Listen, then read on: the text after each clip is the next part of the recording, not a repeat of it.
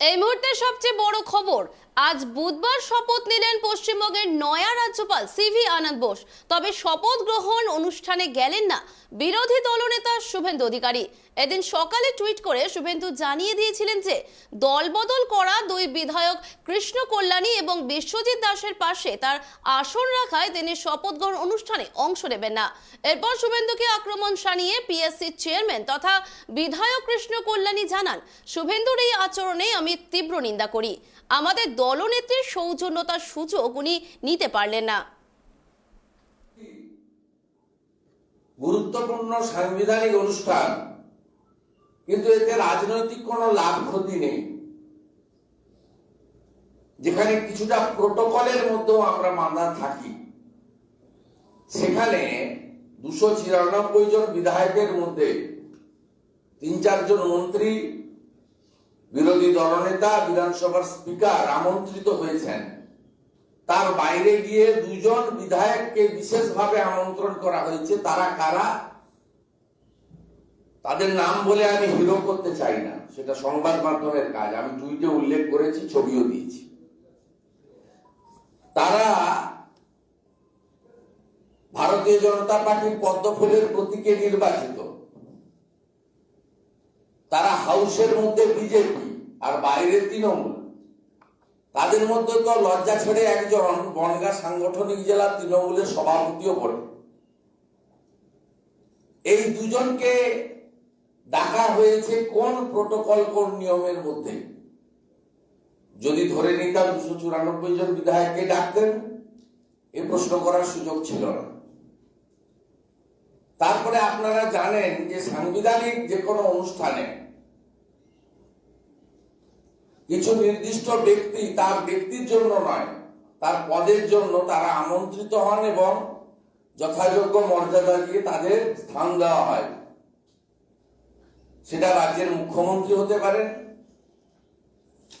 উচ্চ আদালতের প্রধান বিচারপতি হতে পারেন, বিধানসভার অধ্যক্ষ হতে পারেন, হিউম্যান রাইটস কমিশনের চেয়ারম্যান হতে পারেন, বিরোধী দলনেতাও এই পর্যায়ের মধ্যে পড়ে। দেখুন, শুভেন্দুবাবু বি গ্রেডের রাজনীতি করতে অভ্যস্ত হয়ে গেছেন। আজকেই আমরা তারই ছাপ আমরা দেখতে পেলাম যে কোথায় কার আসন আছে সেটাকে অভিমান করে উনি আজকে রাজভবনে যাননি। তো এটার আমি তীব্র নিন্দা করি। হ্যাঁ, আজকে দেখুন, একদিকে উনি আসেননি, আরেকদিকে আমাদের মুখ্যমন্ত্রী মাননীয় মমতা বন্দ্যোপাধ্যায় নিজের সৌজন্যতা দেখালেন। যখন বিমান বোস পিছনের সারিতে বসেছিলেন, তো তখন উনি মমতা বন্দ্যোপাধ্যায় উঠে গিয়ে ওনার চেয়ারটাকে সামনে নিয়ে আসলেন, ওনাকে সামনের সারিতে বসালেন।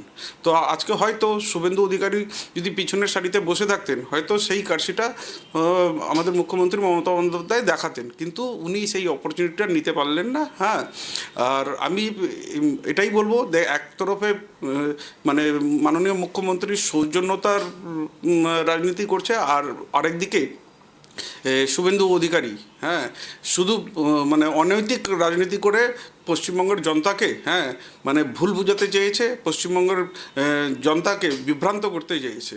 এনার আজকের দিনে উনি এই রাজনীতি না করলেই পারতেন, কারণ আজকে তো রাজ্যপালের শুধু শপথ ছিল, এখানে তো কোনো রাজনৈতিক বিষয়বস্তু ছিল না।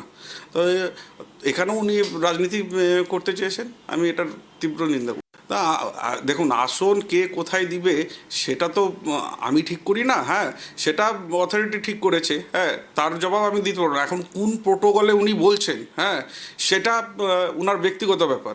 তো আজকে উনি তার মানে আগের থেকেই উনি খোঁজ নিচ্ছেন কোথায় আসন আছে কোথায় না। উনি তো গিয়ে আসতে পারতেন, দেখতে পারতেন। আর যদি না হতো তাহলে উনি হয়তো অথরিটিকে জানাতে পারতেন ওনার আসন হয়তো তারপর অন্য জায়গায় করা হতো। কিন্তু এটা মিথ্যাচারের রাজনীতি। বলেছেন যে মুখ্যমন্ত্রী ওনাকে ইচ্ছাকৃতভাবে অপমান করেছেন। না, মুখ্যমন্ত্রী ইচ্ছাকৃত। আজকে তো বিমান বসু আসলেন, আপনারা তো দেখলেন সবাই যে উনাকে মুখ্যমন্ত্রী ওনার পিছন সারিতে ছিল, ওনাকে এগিয়ে দিয়ে সামনের সারি ইয়ে করছে। তো মুখ্যমন্ত্রী সৌজন্যতা রাজনীতি কেমন করতে হয় উনি সেটা জানেন। হ্যাঁ, আর শুভেন্দুবাবু মানে লোককে বিভ্রান্ত করার চেষ্টা করতেছে, কিন্তু আজকে পশ্চিমবঙ্গবাসী সবাই জেনে গিয়েছে শুভেন্দুবাবুর আসল চেহারাটা কী।